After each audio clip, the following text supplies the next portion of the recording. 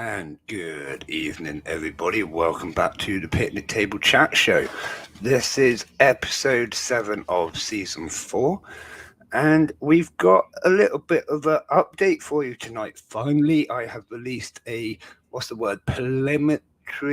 I think that's the word, list of vendors coming to the exhibition and so on. We've got the first list, although there is more confirming still. Good evening, Darth Anta. Nice to see you here. I don't think we've spoken much in the past. Thanks for joining. So I'm going to do the exhibition update very shortly. I'm just going to let a few more people join before we do that. So let's talk about a few other things. It's different to ants, but guess what I got? In fact, several. Look, we got the crabs on screen right now. I thought I'd show them off because they're out. There's one of them in the background there. That is Mr. Krabs with his big red claws and red head. We also have several of the younger ones knocking about in the pond at the minute. And as you can see, one of them's freshly molted and left us its exoskeleton in the pond. So I thought I'd show you that. But yeah, so I am getting a tarantula. Oh my God. Mantis NI is sending me a tarantula. I've wanted one for absolutely years. Kind of nervous. I've never had one before. Obviously, there's that instant fear of big spiders, big hairy spiders, but I'm sure it'll be fine. I'm super excited. I cannot wait to get it. It'll be coming with me to my workshops and stuff that I'm doing in the local area at schools and youth clubs and things like that. It's going to be really cool to show it off and get other people interested in tarantulas as well as ants and millipedes and everything else that I take with me. So that's super, super exciting. Like I said, I can't wait. I think we've got what's the word? We've got a workshop coming up this month, and we're going to let the children have a little competition to name the tarantula as well, I think, because why not, have a bit of fun. But we're super excited to get started on these workshops that we're doing. Obviously, the workshops will feed into the exhibition as well. It all sort of works together. But these workshops, the little educational workshops, but they're not like formal events. They're going to be fun, interactive, brilliant things that we've been given the opportunity to do. So I'm really thankful to have that opportunity, really, to share my passion with the younger generation. And I'm going to be doing some bioactive builds and stuff like that, and really getting them into doing things, and they'll all be able to take a bit home with them, which I think really makes the day special. So what else is going on? I've had a massive stock update on the Ants on a Rock website. Check out my shop. Loads of new queen ants, loads of new colonies, some really interesting species. Camponotus, I can't pronounce any of them. You know what I'm like with pronunciations of Latin words. The feds, we got Campo feds, awesome. We got Campo macula, whatever. Again, amazing color on these ants. They're just so beautiful to look at. We've got some 2 Queen Nico colonies and just some really great colonies on the website at the moment. So check them out if you are interested in getting some more ants, give it a look, see what we got. We like to keep it as cheap as possible, and obviously free postage is included. When you go, yeah, I am rubbish at pictures. I can completely admit that. I will work on that. To be honest, I don't like getting them out of the wrappings very often. So when I do take the pictures, I'm like, right, quick, take the pictures, like, get it away. I take 1 or 2, and if they're rubbish, I just kind of stick with it, if you know what I mean. I've got some good pictures, but to be honest, I'm not very good at pictures in general. I need to get like a professional on the job to help me with pictures, really. That would make a big difference. But yeah, I will endeavour to get better pictures, I admit. But like I said, I just, when I unwrap them, like I don't unwrap them on every feed or anything, you know what I mean? I try and keep them covered for as much as I can. And then when I do unwrap them, I'm like, quick, take the picture and wrap them back up. Good evening, Ant Ramblings, and good evening, Crazy Antics. I'm going to give you a little bit of an update in a minute. I'm just chatting other stuff whilst we're waiting for people to join in, really. I'm showing off the pond right now because there's a couple of crabs knocking about, but we will come back over to the ants just shortly. I've just been talking about all the new stock that I've got on the shop. Some, like I was just saying, some really beautiful ant species. I really like the looks of the Campo feds. I might have to keep one of those colonies for myself and just like see how they grow. Good evening, Katrina. And good evening, anybody else that's watching. Normally, I would say a massive welcome to everyone on all the different platforms, but I completely forgot. So let's do that now. Massive welcome to everyone on YouTube and Facebook. We are not currently broadcasting to Twitch. We are doing a revamp of Twitch to make that kind of work a bit better. No, Twitch is good, but we want to improve it. So we're not broadcasting to Twitch currently. We're going to come back to that very shortly. We are on Facebook and YouTube, and obviously this will become a podcast on Apple, Spotify and Anchor, so loads of people will be able to find this. Yeah, the pond shot, I thought it actually looks really good today. I can kind of see like it should be fairly clear. I'm hoping all the internet's working really well. Yeah, it should be nice. And like I said, the few crabs knocking about, you can see that one of them's had a fresh molt and it's like left it there in the front of the pond for us. It's actually at low tide at the moment, so I thought we might see a bit more action, but they've all sort of the cave. There is actually a cave literally right in the middle of the screen, but you can hardly see it.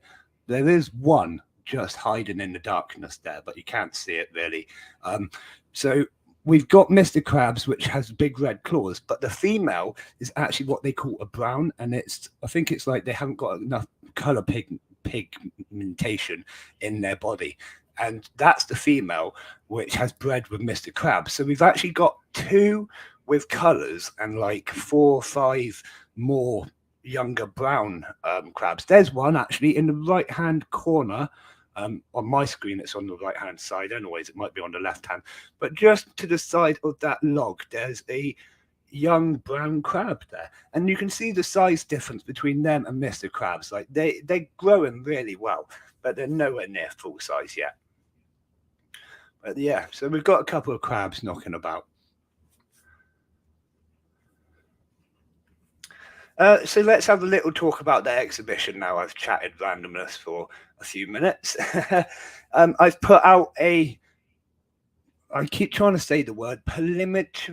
I put out a list that it's nowhere near the final list, don't get me wrong, but it is a good list of what is confirmed to be happening on the day. I think we've got something like 12 vendors now.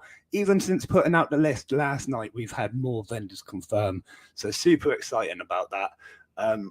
You can find the list on the website and on Facebook and just about everywhere that I can post it, and I will update it again probably in a couple of days with all the ones that are still confirming. We've got 8 more vendors that I'm waiting to hear back from that have all said they probably will be coming, but they're like confirming, you know what I mean. And that includes some big ant vendors as well. Preliminary. Thank you, Katrina. I'm not going to try and pronounce that fast though, because no, we're not going to worry about that word. But an early list. But yeah, no, I'm super excited. Like I say, just getting that list out has made it so much more. I don't know. It's good to get those details out, isn't it? Like I've had this all on notes of paper and in my head and stuff, and actually having it all up on the website now kind of makes it really feel like it's hitting home how close it is. It's not far now. It's only about 60 something days. I'm not sure. It's not far at all. So what else is there to talk about the exhibition? So I've got a long list in front of me to go through with you. Exhibition. We've got 12 vendors now confirmed, 8 we're still waiting to confirm. We have still got a couple of confirmations we're waiting on for the main stage and one in the nucleus, and more content creators as well. Content creators are signing up and saying they're coming, so I'm not sure if I'm going to release a list of who's going to be there, but they're more than welcome to say that they are going to be there, or let me know that they want whatever. There's going to be loads of content creators. It's going to be great. What else have we got here? Speakers and research. The people on the main stage have absolutely blown my mind with what they're going to be talking about. I'm super excited about it. I'm super excited about everything, as I keep saying. But yeah, the main stage is going to be really interesting all day. Most of it, well, a lot of it to a certain level is going to be on an intellectual level rather than the fun level where some of the other attractions may fall, if you know what I mean. But it's going to be really interesting stuff, and I think I'm going to learn a lot about stuff I didn't know about. And ramblings, you definitely do count as a content creator, buddy. Don't ever doubt yourself. Like, if you're not a content creator, then neither am I. Darn it. Yeah, you're going to be there. I'm super excited to meet you, Ant Ramblings. It's going to be really, really cool. Obviously, Katrina's going to be there. We've got quite a few people got their tickets now. It's probably around 70 something tickets have gone out now. So that's super exciting. We have over 400 tickets in total. So it's not like we're going to sell out at all. You can even turn up on the day and get your ticket on the door, but I would recommend doing it via the website still so that you can get the discount. Like I said, it's going to be great. We've got loads of cool exhibits coming, not just exhibits that I'm producing. There's a few other tables being set up by other people, without going into too much detail on that, but there's going to be loads of really cool exhibits. Not just the ants are going to be interesting, but their actual exhibits are going to be quite interesting as well. Still can't find discount code. Hang on 2 seconds. Boosh, it's on here. Watch the banner that's coming along. It is summer Loving 133, writ like that, like it is on the screen. Copy and paste that if you can. Summer Loving 133. That will get you the £5 off your tickets. Like I say there, we're going to have food stalls and a burger van. We've got an ice cream van turning up as well, so it sort of caters for any younger audience members. If you want to bring your kids along, under 13's completely free. Let's just have a amazing day, you know. So there's gonna be food, there's gonna be loads of ant stalls. So the main stage is gonna be sort of like intellectual lecturers, not all the time, but there is some quite cool lecturers signing up. There goes Mr. Krabs on his way somewhere, walking. No problem, antisocial. I'm more than happy to give that out. That's why I'm trying to. I want everyone to get as much money off as they can. You know what I mean? Yeah. We're going to have maps and programs for the. Sorry, I've got a list in front of me, so I'm just going through it. We've got maps and programs that will be available on the day, which kind of tell you everything that's going on where, because it is going to be a packed day. Over at the Nucleus, we're going to have the bioactive build. And we're going to do an episode of the chat show as well. So I'm going to be walking around people around that area, trying to pull you in for a 5 to 10 minute interview, talk about what pets you've got, what got you into your hobby, you know, the picnic table sort of interview style. It's going to be great fun and a great chance to meet loads of people getting you on the show. Thank you very much, Katrina. That really does mean a lot. I've put a lot of time and effort into it, trying to make it as good a show all round, if you know what I mean. I didn't want just the trade section to like overtake things, or the main stage to overtake things. I want everything to be awesome all day. I'm still waiting for someone else to confirm about being on the Nucleus. If they don't confirm, then we have still got an open space for someone else to present something less formal than a lecture, if you know what I mean. So that's over at the Nucleus. We called it that just because it's like the hub of everything else that's going to be happening. It's going to be at the Nucleus.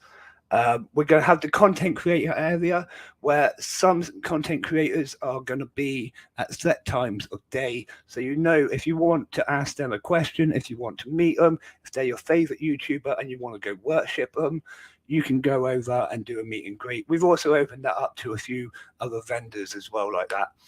Just a great opportunity to meet everyone and really put a name to the face. So that's over in the content creator area.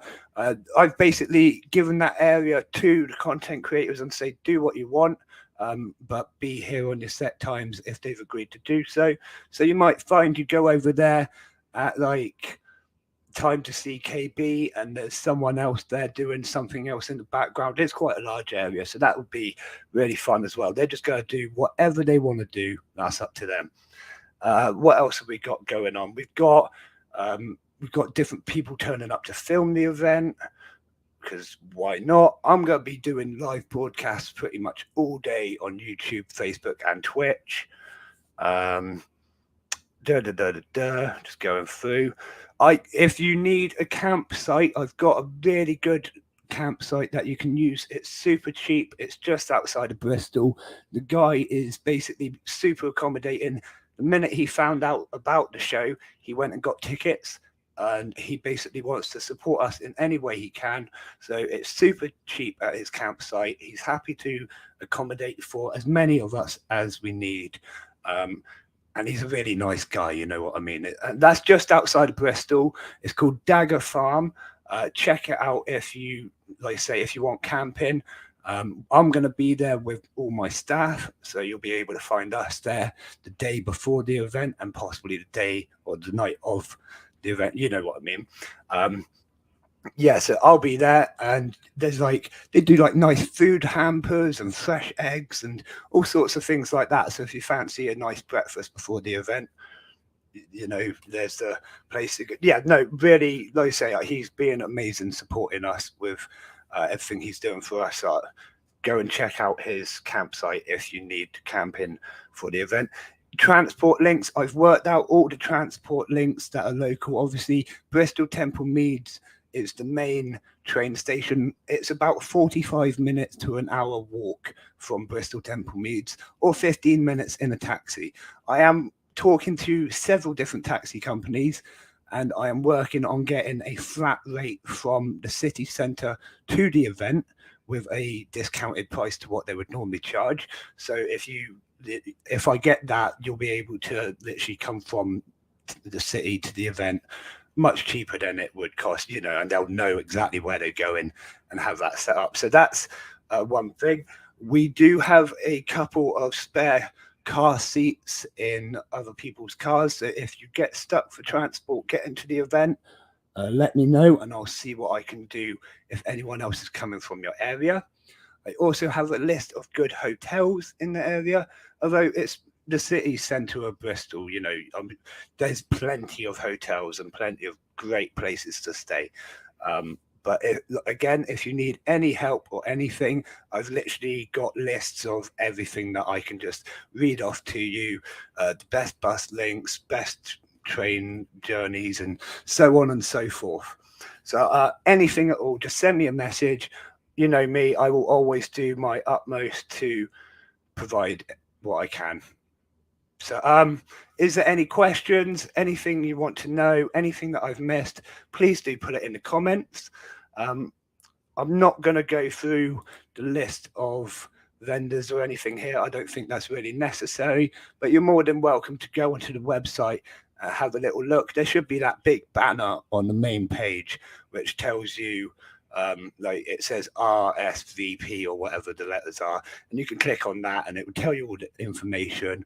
I think it's got the schedule on there, the map of the location, so on and so forth, and you can get your tickets through that as well. Make sure you're using that discount code SUMMER133, and that will get you £5 off every ticket that you buy, which really makes up a massive difference if you're buying something like 4 or 5,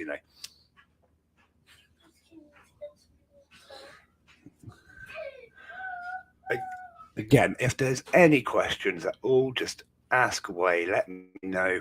Or if you're listening to this in the future, send me a message or just leave a comment on the stream and I will always get back to you as soon as I can.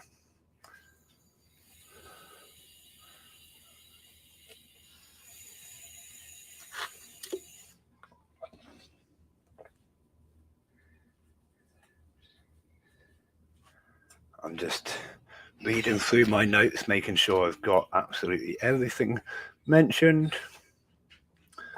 Oh, that was the other things I mean to mention.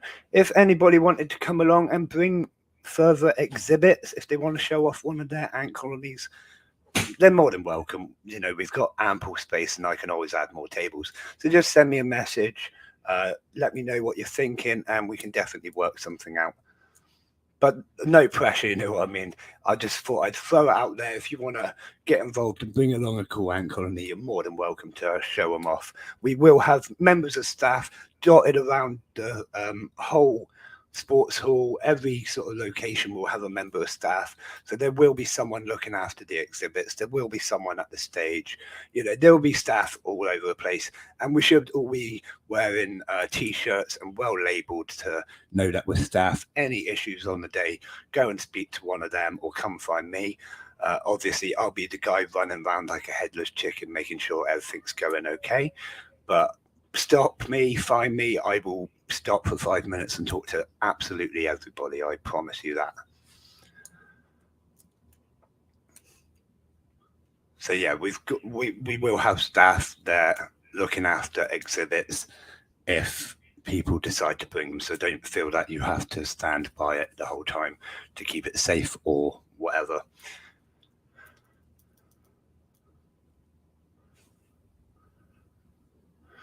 And Ramblin's still working on if you can bring, like I say, if you can, it would be absolutely amazing, especially if it was like we discussed earlier. That would be pretty cool because it's bigger than what I'm bringing. No, I've got quite a few colonies that I'm bringing with me. None of them are particularly massive, but I tell you why, because I am bringing so much other stuff, and I've got to travel up the day before, set up the whole event, and there's a lot, and there's not a lot more space in the car because there's going to be 3 of us in the car and everything I've got to bring. So the colonies that I am bringing will be the ones that I can fit, basically. Now, there's no crabs on screen at the moment, so I think it's about time we move back to the ants. 1 second.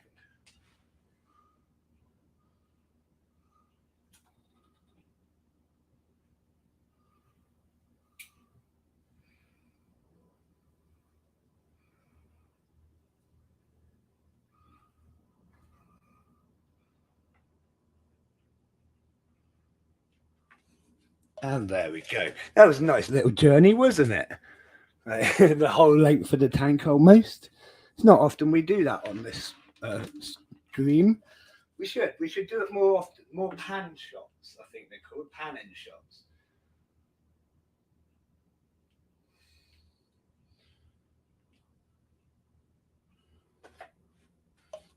The other thing I was going to start doing is setting up multiple cameras on this soon, but obviously it all comes down to the tech guy. The tech guy is my go-to issue solver at the minute, because we're just having so much trouble on the island. But it's not just me. The whole island is struggling with internet a little bit, let's be honest. But that is the way it is, living on this tiny little island sometimes. And it's really humid. I think that makes a big difference.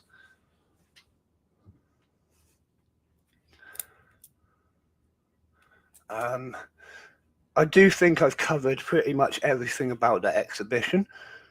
Like I say, if there's any questions further on as we go, just send them over and I will always answer the best as I can. I'm really glad finally that I got that list out, because I know a lot of people have been waiting to see who's actually going to be there and what it's going to be about. I'm hoping that will sort of put everyone's minds at ease a little bit, that it's going to be a really super cool event. I'm really excited about the trade section as well. Like, some of the vendors we've got turning up are going to be great fun. We have face painting. Now, I know that might sound a little bit crazy, but for those younger members of the audience or guests, whatever you want to call them, for the younger ones turning up, it might get a bit boring seeing all the lecturers and trade shows and not having, like, being younger, you might not have loads of money in your pocket. You know what I mean? So there's stuff for the younger ones. I thought, face painter, I want to get painted up as an ant or something. Turn me into a bee. I don't care. Put a butterfly on my face. I am up for that any day of the week. And I'm sure a lot of you other awesome people are as well. It would be great fun. I thought, yeah, let's get a face painter in for the younger ones. Let's get them painted up as bugs. We might even have, like, I don't know, a bug war. If my kids were there, they'd end up having a bug war anyways. But then there's going to be all sorts of little competitions as well. Don't forget, there's going to be the raffle from Best Ants UK. That will be, you can get the tickets on the day, and then there will be, we'll do the raffle giveaway thing at the end of the day. And there's 3 awesome prizes that Best Ants UK is donating to us for that. Without going into too much detail too early on, but 3 awesome prizes. So massive thank you to Best Ants UK for supporting the event with that raffle. Awesome. What else have I got to talk about? I'm sure there's loads of stuff that I'm meant to be telling you about it, but you know what I'm like with my brain. It just, right, it focuses on one thing at a time at the moment. Right, energy drink, that will keep the fires burning, and we will move on to something else. Has anyone got anything they want to talk about? How's everyone's ants doing? Did anyone watch my video yesterday? Oh, that was a good one. Now, I have been sort of failing on the video front, but I always do the chat show, but getting the videos out is a whole nother matter at the moment. Like, I sit down to send like an hour's worth of emails, and then I look up and it's been like 6 or 7 hours and it's 2 o'clock in the morning. It's absolutely madness. In fact, my wife the other night told me I need to stop sending so many emails and messages at 1 o'clock in the morning, because I probably wake people up with work. And it's like, yeah, but if I'm working, then they can work. No, I'm joking. No, I did agree with her completely. I didn't realize the time. But that's just where I am. I work and work and work until someone says you need to stop and take a break. But, you know, this is the results. An amazing show.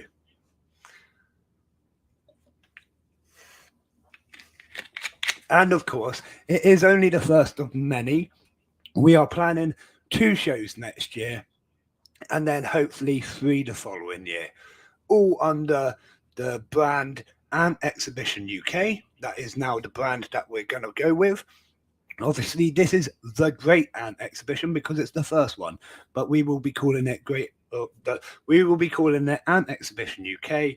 Blah da da da da, like Bristol 23 or whatever we go with, you know what I mean, but it'll be Ant Exhibition UK. So keep your eyes open for future events. There's going to be loads.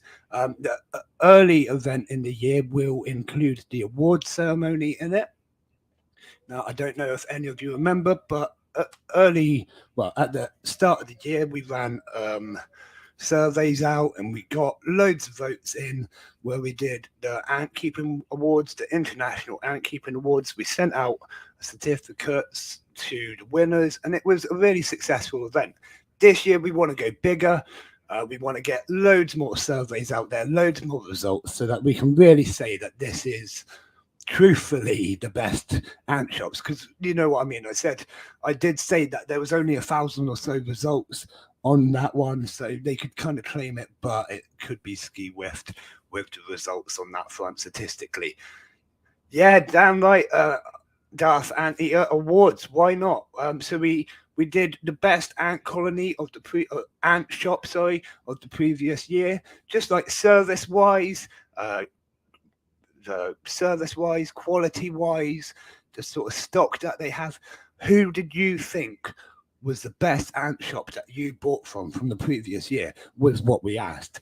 And then from that, we did it all around the world. We had the top 3 for pretty much every country. We sent out certificates just saying you've been voted as one of the top ant shops for your country. And yeah, so we want to go bigger this year.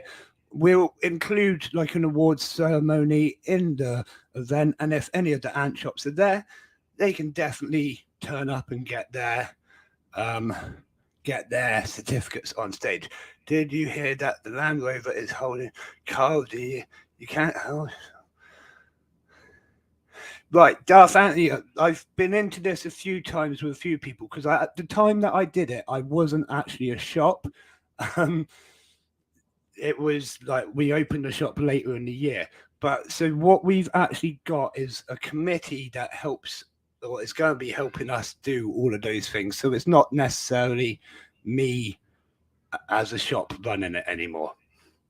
But I completely see your point. And also, I am not in the running. No one can vote for me. I make that very clear as well. I am not in the running for any awards. I don't want to be involved. We strictly just want to help run these events and get them out there and going, basically.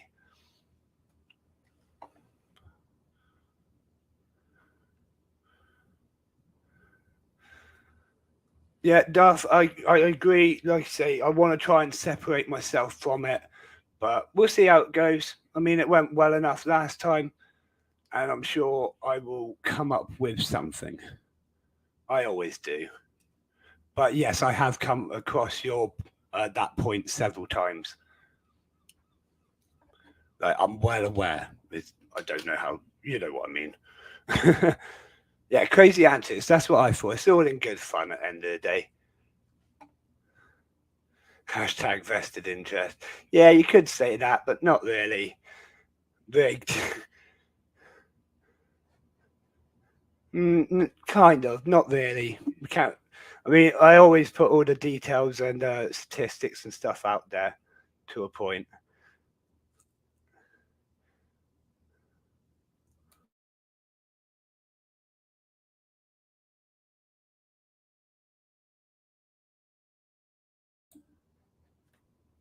If I happen to win one year, then it might be rigged. But I can guarantee you that's not going to happen. Like I say, I'm not in it at all.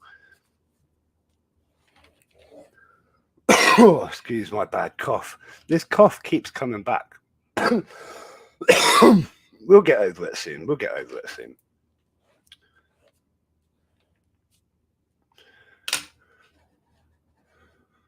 So what else has everyone been up to? I've been super busy with everything at the minute. It's the first, well, it's the start of the month again. We all know what happens at the start of the month on in my shop at my place. You all know what I do at the start of the month. I send out my subscription boxes. They are monthly educational subscription boxes where you get your 3 different ant colonies, all the formicarium, the foods, fact files, walkthrough sheets, barriers, so on and so forth. We're sending those out. We always send them out in the first week of every month. So that they'll be going out tomorrow. I've been packing them and getting them ready, all in the brand new packaging that we've got. We've now got all we've moved in away from the padded envelopes that we've been using, and we've got nice boxes, nice inserts to go in the boxes, nice wrapping and packaging, just to sort of make it more of a experience opening the box rather than just tearing the thing open and pulling the test tube out or whatever. Opening the box will be an experience. That's what I really want to, you know what I mean? Because at the end of the day, they're paying me for an experience, not just the educational experience, not just the ants, but they're paying for the whole thing. And you know what I mean? I want to, from the minute you get that box, I want it to be magic. You open it and you pull back the packaging and yeah. So I'm working hard on that at the minute, getting everything looking really nice and the way I want it to be, sort of setting that standard for future. If my boss not give me the day off for the show, I'm going to be in the news for murder. That's completely fair, antisocial. Please don't murder anyone, but we would love to have you at the show. But I wouldn't advise murder. On these streams, I can never recommend murdering anybody. Personally, no, don't be murdering people. It's right. So the other day, if you watch these streams regularly, you would already know the other day, right? I'm a window cleaner by trade. That's kind of what I do during the day. I drive about an electric trike that we built with pumps on the back, and it's absolutely awesome. The other day, we went and cleaned the prison. Now, I tell you what, those gates slamming behind you is one of the worst feelings. It literally just makes your stomach drop out your butt. And it's like, oh, that's not nice. I don't like it here. And you do not, you know what I mean? So, yeah, that was an experience. I don't really want to clean prison windows ever again. Going inside the prison and there's like only a fence or something between you and like all the no, it wasn't a fun experience. Like I say, just going in, hearing that gate shut behind you, and you're like, wow, that's like the last thing you'd hear after losing your freedom as such. Before going into prison, it's like, whoa, I couldn't deal with it. Good evening, creepy critters and reptiles. Thanks for joining. I'm just saying I couldn't deal with prison.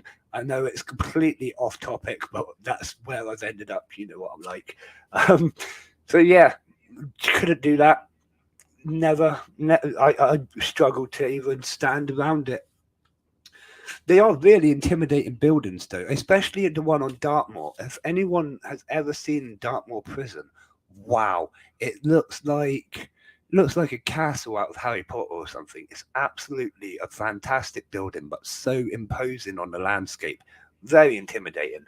Whereas where I live on Portland, we've got like 3 prisons, 2 or 3 prisons on Portland, and they're not quite as large and intimidating. In fact, I'm looking directly at one out of my window, and it was built as a military fort back in like the 1700s, maybe. And obviously, it's been redeveloped and built on since then. But it is actually a prison right now, so that's interesting. But that is literally right in front of me. I can see the main entrance gate, concrete thing, right in front of my window. But that's not that intimidating, but it does look like a 17th century fort.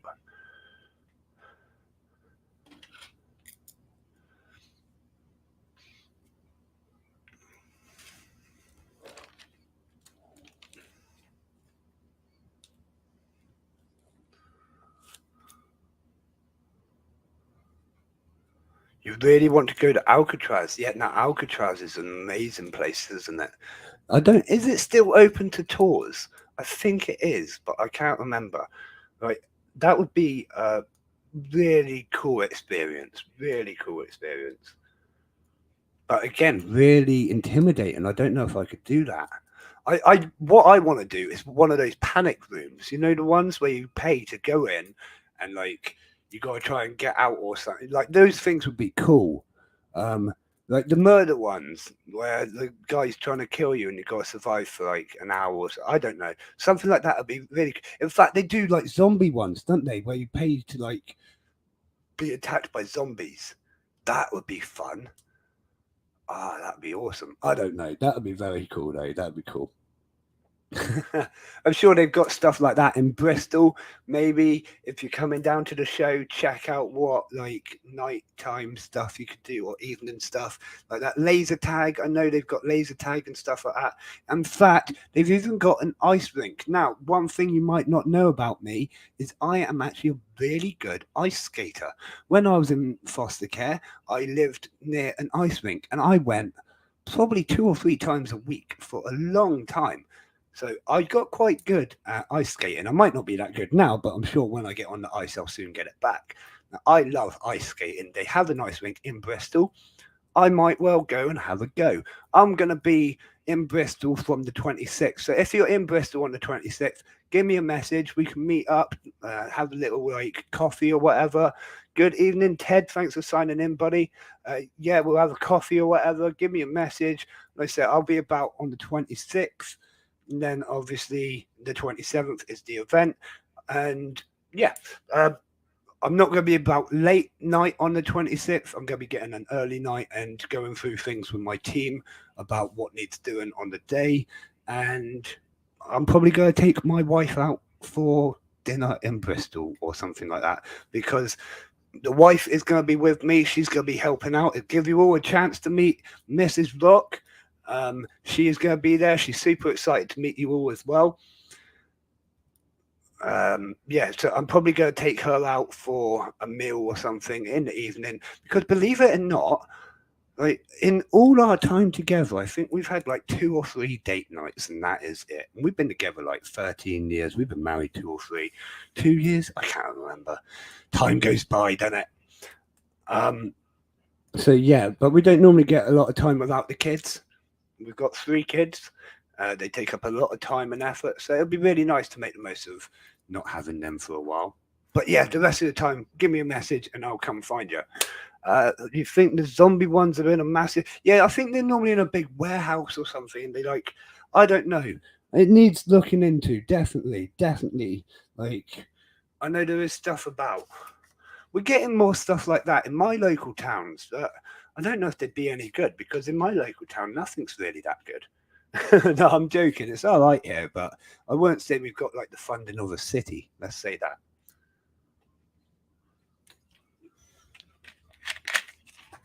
Even in private ventures, and things sort of on a smaller scale here.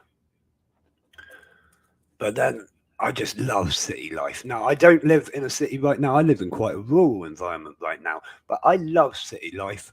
I love the big buildings, the shops. Even if you've got no money in your pocket, if you've got time to waste, go walk around the city centre, walk around the mall. You know, it's, yeah, I love city life. I really do.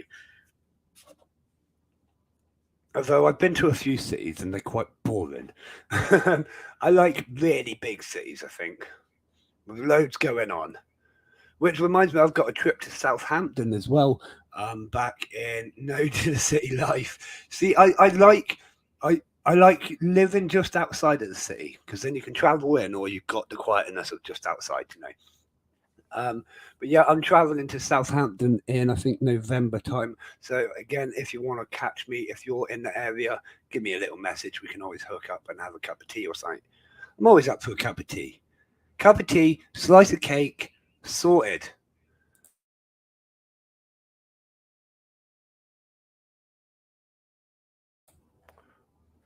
Country boy. Yeah, I am a bit. See, Ted, I've lived everywhere. I've lived in cities, I've lived on Dartmoor, and now I live on an island that's like 10, 20 minutes on a bus from a nice sized town, you know. On the island, it's sort of rural, originally it was little villages scattered around the island, but they've sort of merged into one kind of mass of houses now. But there's still a lot of green. You know, I can literally see green out of my window, like green fields and stuff, which I know a lot of people can't. Katrina's a country girl. See, we get quite a lot of what's the word? We don't get a lot of fields, but we get like random animals here. We got llamas, I think. No, we got goats. That's it. We have got llamas and stuff like that, wallabies and stuff, but they're all in the like farm thing. But we've got wild goats. Have you got wild goats? But we've got wild goats on the island. How cool is that? And they just kind of wander around, walking up the cliffs, literally like you see on like the pictures and stuff. They can pretty much walk up cliffs. Really cool. But yeah, we've got wild goats. You're not supposed to feed them, and don't litter because they will eat it. But litter's bad anyways. We don't litter. But yeah, we've got wild goats. How's the Tetramorium? The Tetramorium are doing really cool. You know me, Ted. I don't like looking inside the tubes very often. But from what I can see from their feeding activity, they're doing really well. I am sort of power feeding this colony. I don't normally power feed colonies, as you know. But I thought, as I'm taking them to the exhibition, I would quite like them to be an impressive colony. They're going to go in an impressive setup, hopefully, on the day. So, yeah, they're going to be really booming, I hope. They're doing well from what I can see, anyways. They're doing well.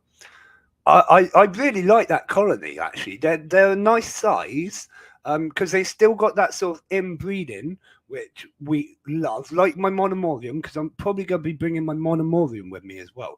3 different species of monomorium I've got at the moment, and they're breeding like wildfire. So I absolutely love that about them. But the fact they're slightly bigger as well, the Tetramorium are bigger than monomorium. They're easier to see, and you can actually see them like eating and what they're doing without having to like zoom in times 50 million. Yeah, I'm really, really in love with the Tetramorium. So they'll be coming to the exhibition. Probably all my monomorium, like I say. We got Formica and Nikos that are probably going to be coming all with me, and then whoever else brings exhibits that I'm not going to go into now. A few of them have confirmed, and obviously we are waiting for a few more exhibits if they want to come along. So that's the thing about the list I put out. It's going to keep growing and growing because I've got so much space I can keep added. It's awesome. Nothing's ever final. Love goats, especially pygmy goats. Pygmy goats are the really small ones, aren't they? I'm going to say that because that's normally the way it is, like pygmy pigs and I don't know. But yeah, really small goats, they're cool, but I'd rather have a full-size goat. If you're going to get a goat, would you want a small goat that can kind of like live in your house? Or would you want a proper goat that can live in the garden and keep it looking nice? I mean, I'd probably go for the gardening goat. I'd probably even get him a little hat. You know, the ones like the little farmer's hat, little gardening hat or something. Even maybe a beekeeper's hat. It would look hilarious, but it would definitely suit the gardening goat. Flying ants need to hurry up. Yeah, I know. It won't be long though. I don't know if you saw the other day. I think I put out a short on my TikTok. I was out at work. It rained for literally 30 seconds. You did see it. Yeah, brilliant. Literally 30 seconds it rained for. And the flying ants didn't fly, but they were walking about all over the place. So it's so close now. It won't be long. I'm sure another month or so and just the right conditions and it will happen. I mean, my Polyrhacus dives are looking like they want to fly every single day. there's quite a few winged ants in and around the nest. The nest is absolutely gardening girl. I know. I need to stop sometimes tonight. Last time we had a stream, we were talking about a bear that was trained to catch other bears. It was the bear catching bear. Now we've got a gardening goat. So I think we're just going to end up giving all animals jobs and little outfits to match their jobs. Taking test tubes everywhere. That's what I do. I literally carry them in my rucksack and on my in my coat, like in my pocket. So there's the nest at the minute. You can't really see it, but behind all of that to the side as well, it's grown. It's absolutely huge. Like from what it used to be. You remember when it was just that tiny, like we thought it was big at the time, that little ball that was within the center section. What we can see now was just a little ball, and then we added in the highway, we could say the stick highway, and they incorporated all of that, and now they've built off to the side of it as well. They use the highway like constantly, as you can see. The beetles up there. New lighting. Oh yeah, because the other lights were sort of getting old and giving up a bit. So we've got some new lighting in there, which is a little bit less harsh on the cameras as well. Still not amazing, still not perfect, but a little bit less harsh. Now, that's an awful camera shot because you've got two ants sat right in front of the camera on the glass, sort of doing prophylaxis. But I'm sure when they move out of the way, we'll be able to see a little bit more. Ant Rambling's always got at least one test tube in the pocket. Missed out on a massive queen last year. Oh man, see, I was lucky. I last year, the same again. I always have test tubes on me. Always have them. Creepy. I will talk to you about that in a second. It's actually really easy. So I was walking back from the gym, and I had a hell of a gym session. You know what I mean? Really hard working gym session. And my head was hanging like down round my ankles. Like, you know what I mean? When you're dragging yourself home. Bear in mind, I live up a hill from the gym, like quite a steep, hard hill. So I was dragging myself up this hill, and there just in front of me, I saw a queen ant, and I was like, oh my God. And that was that. I think I caught like 14 Lasius nigers and a few flathers and things like that. Yeah, brilliant, great fun. I absolutely love it. It's just such an exciting time. But I was really lucky. Like I said, I was already looking at the floor, and one of them just ran in front of me, and that was that. And they were everywhere. By the time I went out cycling on my bike that evening, like I always do, I was covered in ants. You couldn't like cycle through them. Still great fun. It's a case of making sure you don't collect too many Lasius niger. Yes, definitely. Pick them up just to check if they are flatherous. But this year, I bet as many rubas. Yeah, rubas. If you can get rubas, I mean, they're a little bit harder to find because they're not as common, obviously. But they will be knocking about. I did the same as you. I got loads of nigers. Didn't really need them all, but I was doing things and why not, you know? So I got them, and not all of them survived, in fact. So I was kind of glad I did get them in that quantity. I'll pick them up. So the thing is, creepy, that they're actually really easy.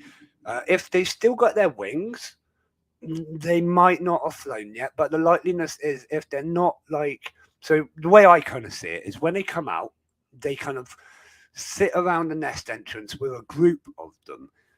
Then they fly, or they might go for a little wander, then fly, and that's when they sort of disperse. So if you find in like a big group of ants with their wings, the likeliness is they're not fertile yet. If you find one ant sort of wandering about, maybe two ants sort of wandering about with wings, they might already be fertile. If they've already lost their wings, they probably are fertile. They're quite easy to spot. They're so much larger than the workers. The Lasius nigers I'm talking about specifically, but other queens as well. A little bit harder to do Mimicaruba because the queens and workers do look really similar. But again, you're looking for those wing scars or the wings on them. With Lasius niger and Lasius flavus, really easy to tell. Their gaster is about the size of a normal worker, let alone the rest of their body. You will see them, and you will know from being an ant enthusiast that that's a queen. If you know what I mean, you'll be like, "Oh my god, that's got to be one," because it can't be anything else. Obviously, if you find on the day you're unsure, send a message. Someone will get back to you pretty fast. Yeah, try and find them. They don't necessarily have to be on their own, but you know what I mean. If you find like a good amount of them and they've all got their wings, the likeliness is they haven't flown yet, and that's why they haven't dispersed away from each other. So, like I say, when I was walking home last year, I would find one, take another step or so, and there'd be another one walking across, and then I might get that one in the tube, look to my left, and there's another one. So they are fairly close together still, don't get me wrong, but they're not grouped and huddled like they've just popped out the nest as best friends sort of thing. Does that make sense? But yeah, like I say, it should be really easy to spot them. They do tend to keep their wings until they dig that fountain chamber, I find. So you will, like I say, look for the ones with wings. The males look more like wasps and have straight antenna, whereas females have bent antenna, and also males, their gasters sort of more pointy. But you should be able to tell the difference between the males and the females. Again, if you're unsure, just get them all. Other piece of advice as well is when you're gathering queens, as long as they're from the same species, you can put them in the same tube and split them up later on that day when you get home. Even with Lasius niger, which are monogene, I know that sounds crazy, but the queens won't really fight. They kind of got so much other stuff on their mind, they're not that bothered. It's when the workers turn up that they will kill off one of the queens. So you're fine to just stick them all in the tube together, get as many as you want to get, saves you carrying 100 test tubes. You just need like one for Flavus, one for Niger, one for Ruba, or whatever you're doing. Get them home and then sort them into the separate test tubes, which I find is the easiest way is to basically if you've got loads in one test tube, put them into a box, already have like a Chinese takeaway box or something, have the barrier around the outside already, put them in there, and then just gently popping them into the test tubes one at a time. You know, really easy, fun stuff if you make it easy. If you make it difficult for yourself, you can make it difficult. If you walk a dog every day, you end up trying not to step on them. Yeah, ant ramblings, that's it. I mean, there's so many, especially Nigers. There will be so many, it will be impossible not to find them. I mean, they've disrupted flight traffic and stuff like that in the past, haven't they?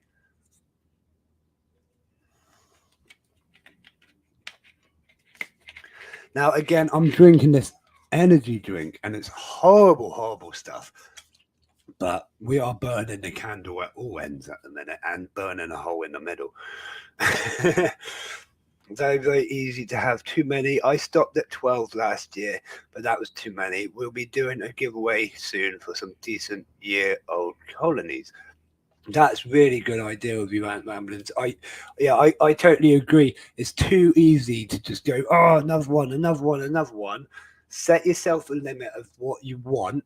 Maybe get a couple of spares in case they're not fertile or they pass away, or there is several different things that can happen to a newly mated or not mated queen. That means the colony won't even start up. You could have parasites for a start. And a warning, if you do have a parasite in your queen, it can be quite a nasty experience. So try not to get too attached to your queens for at least the first couple of weeks, because you might find like worms and maggots start like burrowing their way out from inside your queen's gaster and so on.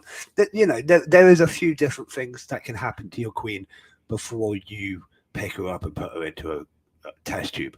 So just be aware of that. Not every queen that you pick up will lay eggs and work as a colony. So yeah, like I say, get a couple of spares, but don't go nuts. Or go nuts. I don't particularly care what you do, just don't damage the environment, I'm going to say. So it's just one type of, all the different species of ants fly, or pretty much all of them. In the UK, we're going to say all the different ants fly, right? But it is just the queens and the males that fly, the drones and elates, basically. They will both leave the nest, they will fly, mix with other flying ant colonies, and they will mate in the air and then fall down. The males will generally die fairly fast afterwards, and the females will then go on to find a soft area of land to start digging into. Now, I find that when they land on the pavement, obviously they've got to find a area that they can dig into. I tend to find they avoid hard, cracked ground. So if you've got it's been hot and whatever lately, they tend to avoid hard, cracked ground, and they kind of look for the more soft, easy to move soil. So that's the sort of places that I would be heading to. But obviously that might be completely wrong, but that's just what I found over the last few years. So if it's like a well-worn footpath, they don't like to. What I found is they don't tend to dig their fountain chamber right there. They'll walk off to the side where the grass is again, and it's a bit softer, and it hasn't been compacted so much. I suppose it just makes it a bit easier. Once they dig their fountain chamber, that's obviously where they'll sit and they'll lay their eggs for however long until the first workers appear, and then leave the fountain chamber to gather food for the first time. So once you've got your queens, really just put them away. Wait probably about 2 months and then check. You might have workers by that point. Now, you don't need to feed them the same day that the workers hatch. It's completely fine that they can hatch, and you can look like I say, at a set point, and the workers will be fine. They won't starve straight away or anything like that. And then just feed them when the workers turn up. I tend to check on my colonies, like I say, after about 2 months, and then good evening, 8 legs. Thank you very much for signing in, buddy. Like I said, for about 2 months, and then if they haven't got work, it's probably every 2 weeks to a month. I'll check from then, depending on the state that they're in when I last checked them. If they've got pupa pretty much ready to hatch, I'll probably give it another 2 weeks and then check, maybe a week. But come on, I'm sure common sense will kick in and you will know most of this yourself.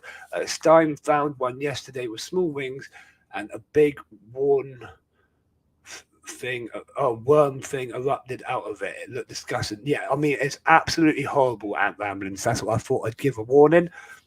It is a really, it's quite a distressing experience if you've never seen it before. You can fall in love with one of these queens. You've just found it on the floor, you've caught it, you've test tubed it, you go back a day or so later, and then there's this worm, maggot looking thing crawling out of it, and it's like, oh my God. And it really can be distressing, because like I say, you can fall in love with your queens fairly fast after catching them. I know I do. I have to sort of hold myself back and just put them out of my mind for a few days and wait and see what happens. That's not even the worst. There's other things that can happen. Fungus infections can happen with your ants, and they can get mushrooms growing out of them, so on and so forth. So, like I say, it's not always a guaranteed thing when you do pick a queen ant up off the ground, even if they are fertile. It's not always a guaranteed sure colony that you're going to be able to produce from them, which is a shame. But it's the way of the way of the hobby, as we all know. I myself have lost many queens over the times for no reason at all. Quite a lot of them. You can't explain everyone. Manica rubida, we all know about Manica rubida. They die just for fun. They'll have a good colony going, and you think everything's fine. You're feeding them, and everything's fine, and then they'll just drag out a dead queen. What do you do? Why? She died. She was having a laugh, and she just rolled over dead. Oh, Okay, well, that's the end of that colony then. Well done, guys. I kind of wish I could talk to these ants because we'd have such funny conversations.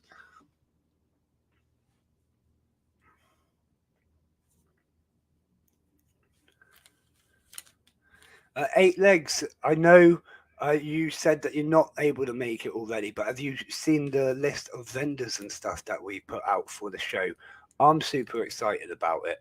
Um, I thought I'd just ask you what your sort of opinion on how it's looking is, because I know you go to a lot of shows and have a lot of experience. What do you think that ours is starting to look like? Is it, without prying for praise, I just, you know what I mean? I'd like to know your opinion on it. Yeah, I think it's going well anyways. I'm super excited. Who fancies a duck race? I think we need a duck race because it's definitely heading towards the end of the stream again.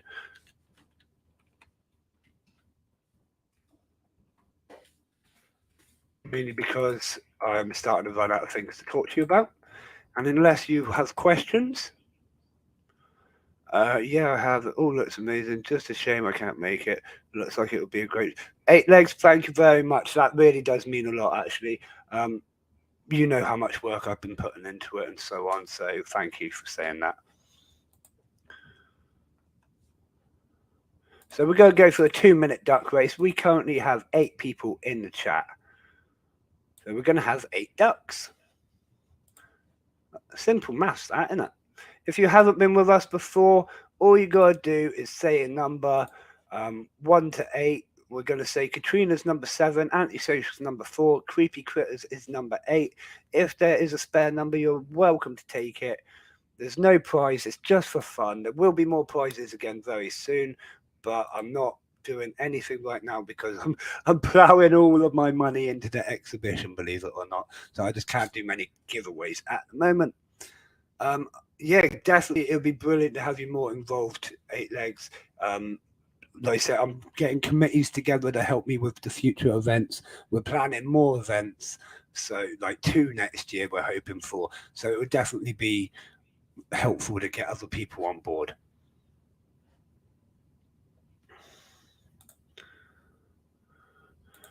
Right, so let's have a little look at ducks. We have plain duck 1 and 2. Plain ducks are a little bit of a gang issue. There's also one further up as well. They kind of group up on the other ducks. They kick them under the water and stuff. It's a little bit of a issue, but you know how it is in duck world. We've got Princess Duck right next to plain duck number 2. Princess Duck is a little bit intimidated by the gang ducks, but you know, she'll crack on. She's going to go as fast as she can, and her security guards are just behind her, so she's not too worried. We have Wizard Duck in number 4. Wizard Duck has been told not to use any magic, but it can fly on a broom, which I don't know if that helps in the water. It might not. We're going to have to see about like resistance and stuff. We've got Purple Star Duck. Purple Star Duck is... You know Purple Star Duck. He's a great competitor. He works hard. He trains hard in the gym, but he doesn't get that many wins. We got Roman Duck. Roman Duck in number 7. Now, the Romans, they conquered the world, or the known world at the time. Let's see if he can conquer this river. And in number 8, we have Robber Duck. He's got the mask, thinking that no one's going to recognize him. To be fair, if he took it off, he'd probably just look like a plain duck. So he kind of stands out a little bit more wearing the mask, don't you think? What's the word? Pointless. But on we go with a duck race. Good luck, everybody, and you're welcome to shout out a number if you haven't already.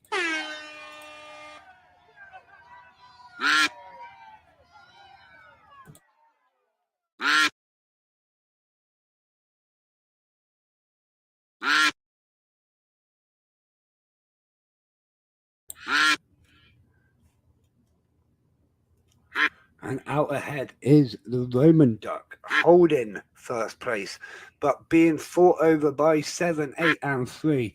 Number 3 coming up close behind, but not quite making it up the running.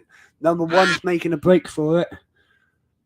He's making a break on the outside. He's passing number 3. He's passing number 7. He's just taken first place, holding it by the inches. But number 4 is coming up through the middle. And there we go. Number 4 is taken first place, but he can't hold it. It is a battle for first. Number 2 coming up as well now, followed closely by number 8. Big group of leaders at the front of the race, but we all know it won't make a difference until the last 100 meters in the last 15 seconds. Number 5 needs steroids. I think it would be interesting to give like 1 or 2 ducks steroids to see the difference. Now, I'm not advocating giving ducks steroids. Don't get me wrong. That's not what I'm saying. But digital ducks, if you could give them like digital duck steroids and be like, these 2 are the super ducks, I don't know if it would make a difference, because again, like, there's only so fast the duck can go in water, I think, even if they had super strong legs. Maybe they need increase in flipper size. But anyways, last 10 seconds of the race, it is all to play for now. We have 8, 6 and number 3 and number 2 all fighting closely together. Last 3 seconds. Who's going to go across? And the winner is number 3, Princess Duck. Well done, that duck. She has trained very hard for this day. Well done to her. Whatever. Yeah, I'm going to try and do horse commentary one day. I probably can't do it, but I'm getting quite good at ducks. Brilliant. Oh, I do enjoy it. It's good fun, isn't it? Is there anything that anyone wants to talk about whilst I'm still here before I call it a night? It's a little bit early again tonight. Let's have a little bit of a talk about who's coming on next time. Deep South Reptile Rescue. They'll be coming on Wednesday. It's going to be a brilliant show. Normal time, as always. 9 p.m. We're going to start the interview. If you've got any questions for them, start thinking now, basically. They're absolutely amazing. Good night, 8 legs, 4 wheels. Thank you very much for coming on, buddy. You're an absolute star. And we will chat again soon. Deep South Reptile Rescue. If you haven't heard of them, they're down all the way in Cape Town, or near Cape Town in South Africa, which have some amazing species of animals. Let's be honest, some really deadly snakes, some amazing everything. Just all the animals that they're dealing with are really dangerous and interesting.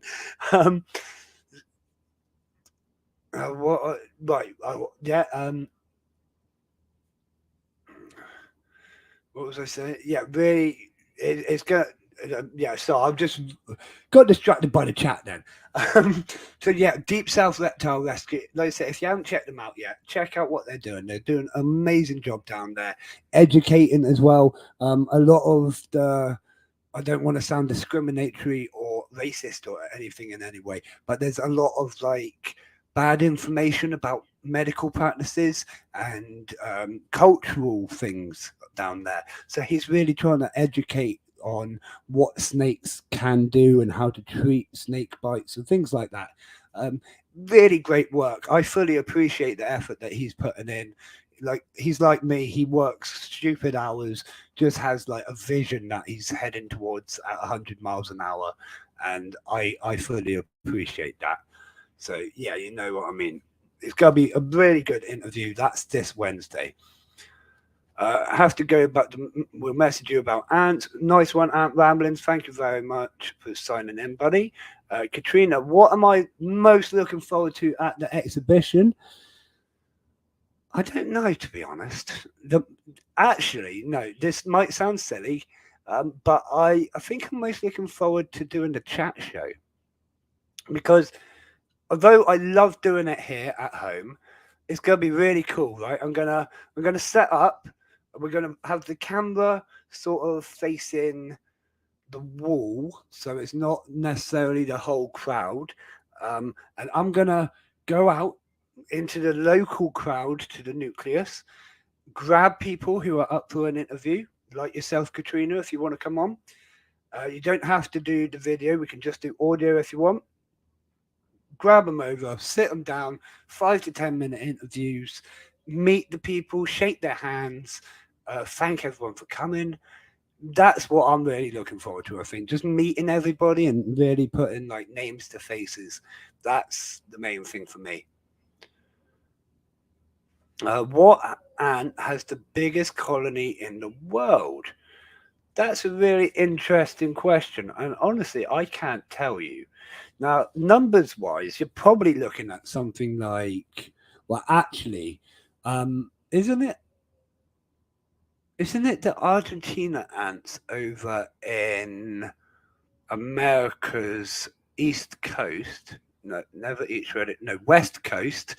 Um, I believe they've like found one colony that spans something like 100 odd miles, something stupid.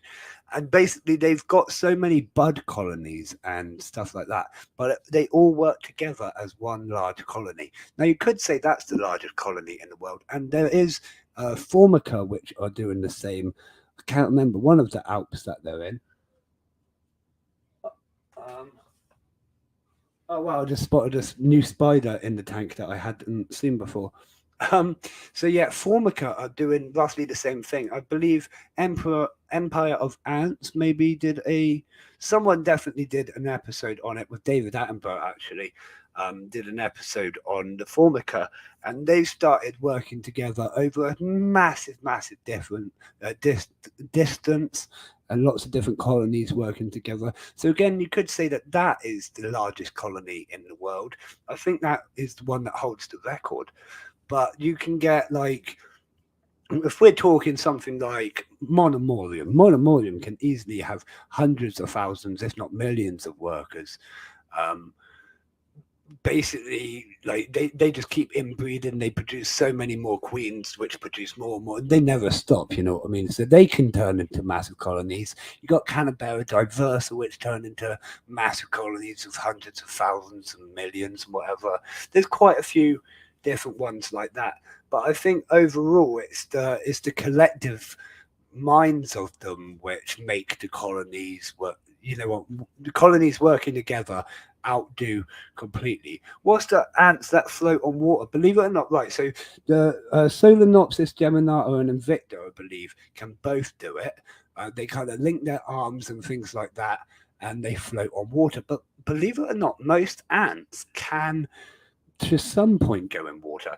My Polyrhacus dives literally walk under the water and come out the other side. It's really interesting. As long as they're not under it for too long or the current is too strong, they literally just come out the other side and not bothered at all. Whereas something like Mesobarbarus, if they even like smell water in their enclosure, they trip over and drown in it somehow.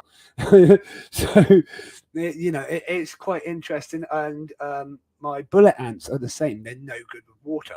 So I think it really depends on the type of ant, maybe the size, but quite a lot of ants can actually navigate on water with quite a bit of efficiency, we could say. Especially Polyrhacus dives. Nothing stops these dives. They walk on the water, they walk under the water, they walk around the water. Yeah, the only place that's safe is pretty much in the crab cave because they defend them really well. Like, it's quite interesting when you see the ants sort of near the crab cage because they cave, not cage, God.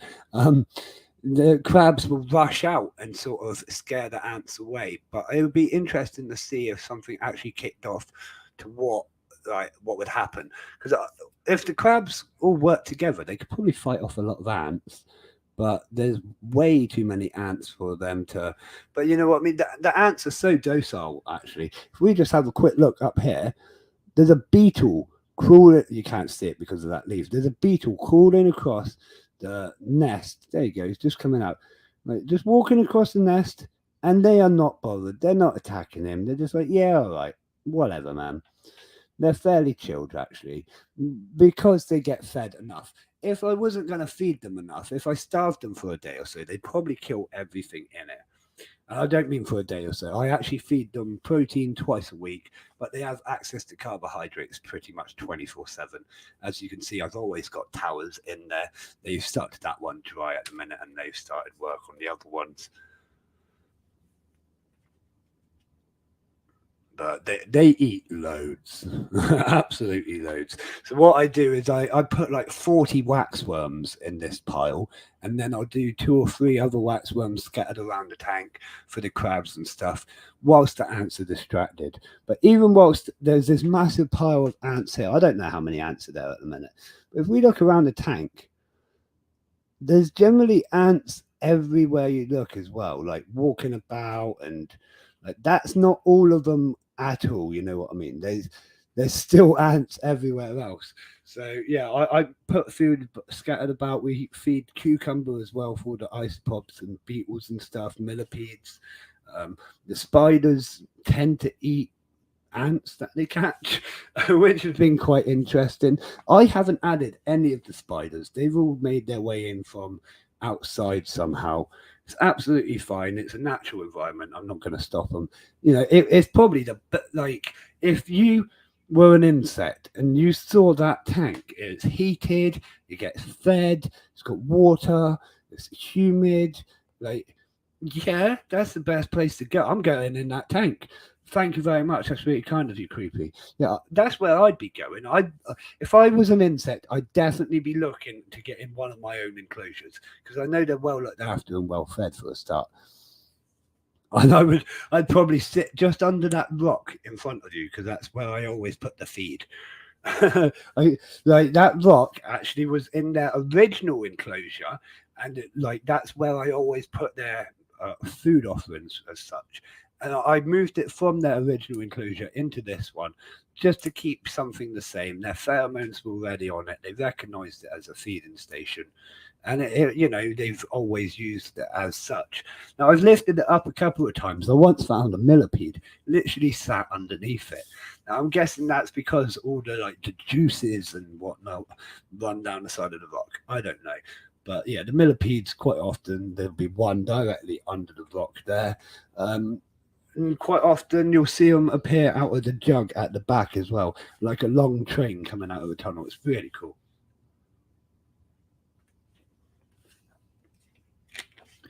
We have officially still got 2 species of millipedes in this tank, being the giant olives and the bumblebee millipedes.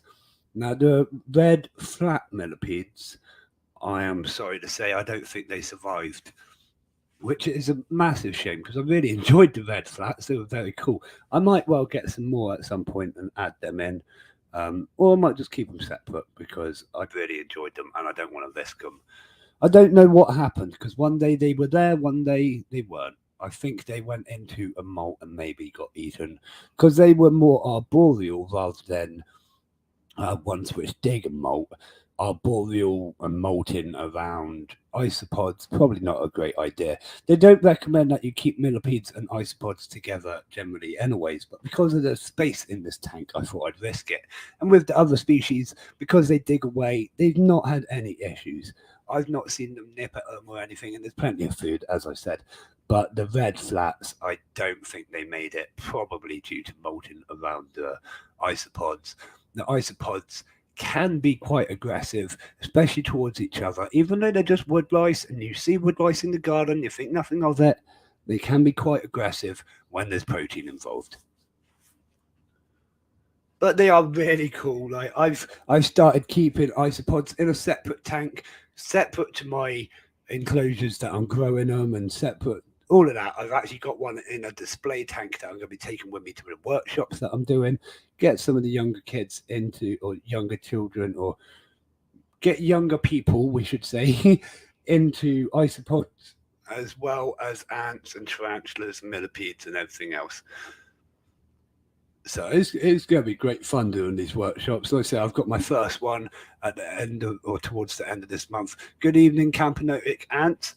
I'm afraid we will be closing off the stream before too long because I've started running of things to talk about, but I highly recommend you go back to the start of me talking, because I give like lots of information about the exhibition and cool stuff like that. I know you're not able to come, but it's still interesting to talk about. But you're making lids for your aquarium. See, I'm absolutely awful at anything like that. Like DIY is not my stuff. I would much rather pay someone else to do it for me and get a good professional job. Because let's be honest, I'm not the most professional person. Am I? Like, I can happily say that at all. Not an issue. I'm not the most professional person when it comes to like writing things down or displaying things or whatever. But when it comes to getting a job done, I will always produce the goods. I think that's the right term.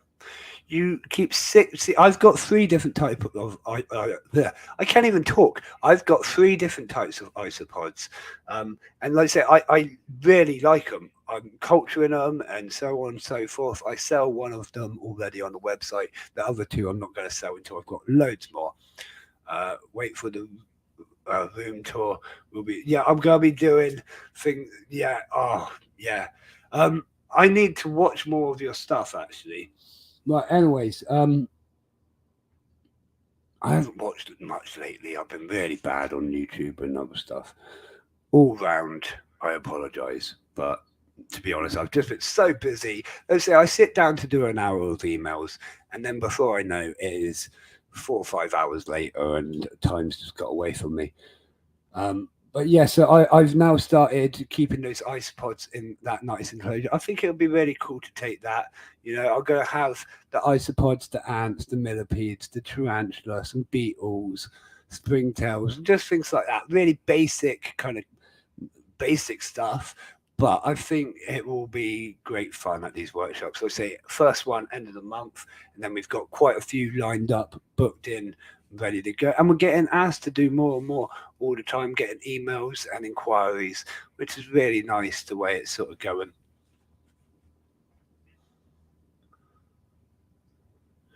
Yeah, a glass tank it makes a big difference, creepy. Like having, like I said, I've got them in this enclosure now. It is an old aquarium. One of the small starter aquariums, the tiny little ones, not tiny, but and yeah, that they're happy. They've been in there for a week or two now. I've got light on a timer to give them daytime, nighttime cycle. Nighttime, obviously, they're a lot busier. Yeah, I think it's a really cool setup. The only issue, obviously, is trying to take them to workshops is they might not come out because it's not very dark, but we'll do what we can. Same as the millipedes, actually. But my millipedes, right? We've got Bonnie and Clyde, obviously. Um, Clyde does not dig. Now, how weird is that? I've never met a millipede that doesn't like living underground, but he hasn't gone underground once. Bonnie comes up when there's food, she'll eat, and then she'll go back down. Now, Clyde has not gone into the soil once. He sits on top of this bit of driftwood. He's really happy. He walks back and forth, eats. He's definitely alive, but he's just happy to sit on this bit of driftwood. I've held him a couple of times. I don't normally advocate holding your animals, but the millipedes can grow quite used to being handled, and they're not harmful in any way. So, to benefit the younger generations and that I'm going to be talking to, I've started handling the millipedes because I thought it'd be really nice to, with supervision, of course, allow them to handle the millipedes as well. Not going to do that with tarantulas and stuff, don't worry, but the millipedes are absolutely fine. And like I say, Clyde, he just sits there. He's so relaxed already.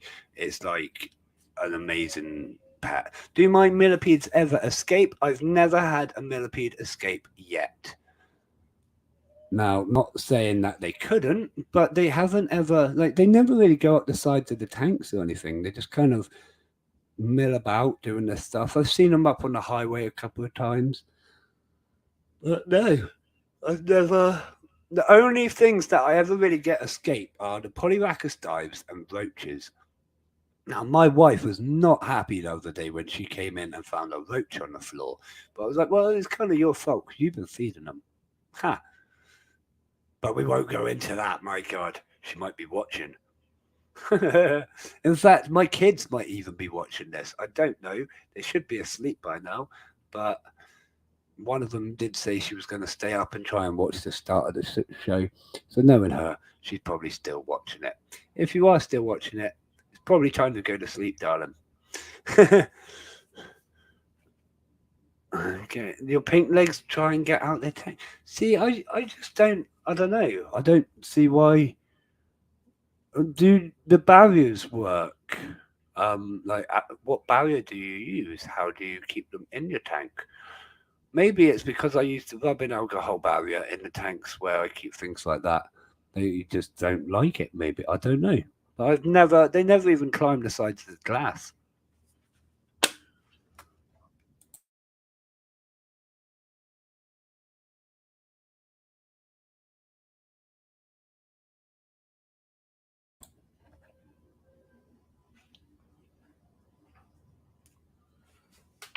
I'm just gonna have a look, see if the crabs are back.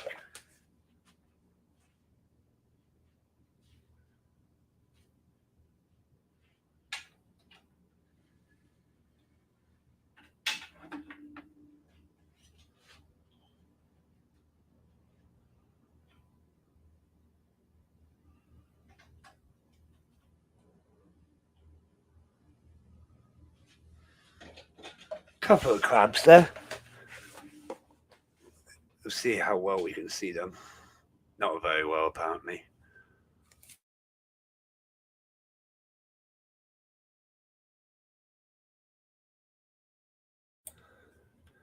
Yeah, weighted lid. They are really strong. They're surprised. Like I say this all the time. Things like that always surprise me with how actual strong they are. If anyone can see, there is still one crab right in the middle of that log. It's kind of blending in with the log, and then the other crab's just gone into a cave. Well, this is kind of a good angle because you can see a lot of it.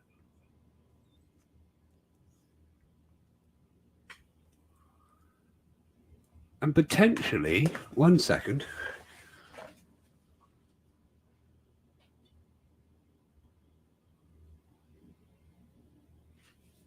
Wow, in the time that the camera's been on the feeding of the ants, another crab has come out and molted. That there's two exoskeletons there now, and there was only one earlier. So that's quite interesting and impressive, isn't it? Literally in the time that we've been talking. Another successful molt, which is always nice. We don't like bad molts, especially in the crabs. If your crabs aren't molting correctly, then you've got serious issues with your enclosure setup. I've always been very lucky with this enclosure. It's suited very well for them. But obviously, I did a lot of research before I did any of the design phase and stuff.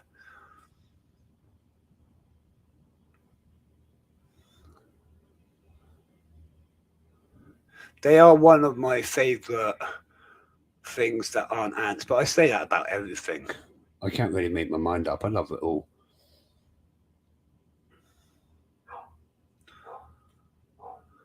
You might hear a dog now because apparently there's a crazy dog outside barking.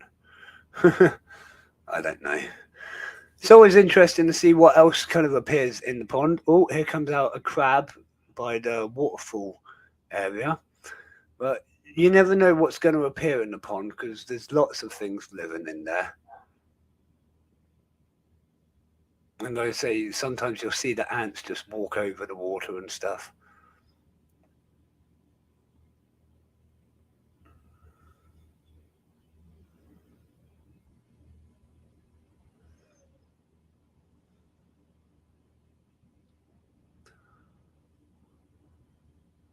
But yeah, right. So I'm just sat here watching crabs. I'm afraid, but I'm probably going to call it a night. Has anything? Has anyone got anything they would like to say before we say good night? If not, we shall leave it there and see you again on Wednesday when we interview Deep South Reptile Rescue. It's going to be a great episode. So I think we're going to call it a night. A massive thank you to everyone for signing in. You're all absolutely amazing, as always. And I really do mean that from the bottom of my heart. And amazing for supporting the show.